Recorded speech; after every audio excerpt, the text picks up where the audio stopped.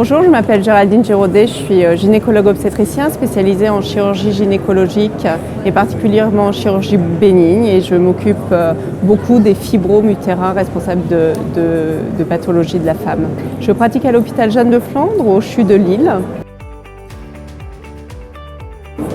J'ai connu Delmont de par la visite médicale. J'ai rencontré Benoît Moré à plusieurs reprises qui m'a présenté son matériel et j'ai tout de suite vu le potentiel dans mon activité clinique de tous les jours au bloc opératoire.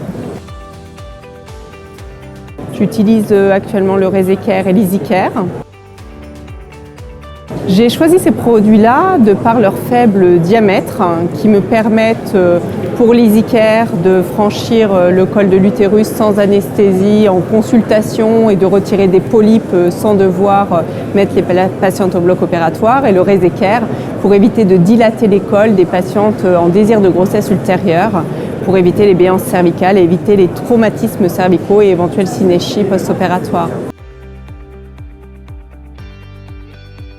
Alors, l'absence d'énergie peut être intéressante d'une part lorsqu'on ne fait pas d'anesthésie, de façon à pouvoir retirer un polype ou sectionner une synéchie, voire une petite cloison du fond de l'utérus. Et puis l'absence d'énergie peut être également favorable pour éviter la création des synéchies. Et donc quand on a un polype à retirer chez une patiente qui a un désir de grossesse ultérieure, il est intéressant d'aller sectionner le pied du polype au ciseau froid plutôt que de le retirer avec utilisation d'énergie qui pourrait être génératrice de synéchie.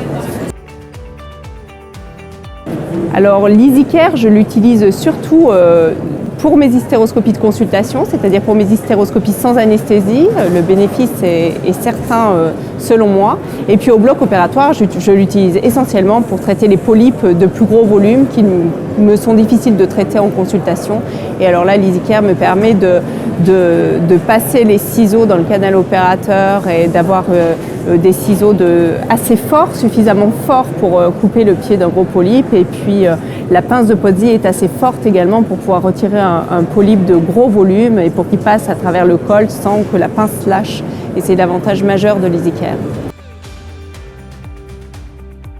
Alors le faible diamètre est l'avantage majeur selon moi du Resecare, c'est-à-dire qu'on n'a plus besoin de dilater du tout le col des patientes pour faire une hystéroscopie opératoire, une résection hystéroscopique. Des fois c'est difficile de dilater les cols des patientes et donc la pozzilage, ça crée des plaies cervicales.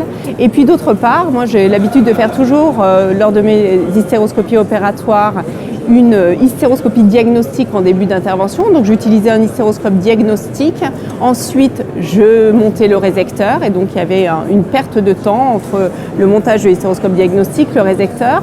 Là, avec le Resecare, je fais mon hystéroscopie diagnostique directement avec le Resecare en vaginoscopie et débuter tout de suite ma résection hystéroscopique de fibrome sans avoir à changer de matériel.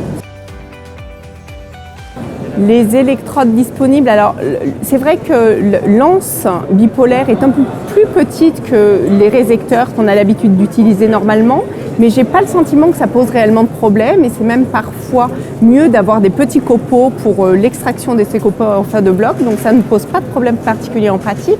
Et puis il y a une anse droite qui est particulièrement intéressante pour traiter les fibromes du fond de l'utérus et qui nous permet d'accéder beaucoup plus facilement aux fibromes du fond plutôt qu'une anse classique.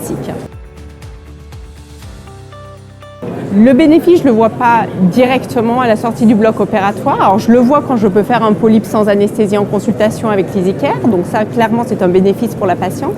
En termes de résection hystéroscopique, l'absence de dilatation du col, je ne peux pas quantifier son bénéfice. Mais encore une fois, il faudrait du recul, il faudrait étudier synéchie, pas synéchie post-opératoire. Il faudrait des études pour cela. Mais en tout cas, j'imagine que ce bénéfice est bien réel. Une hystéroscopie minimally invasive.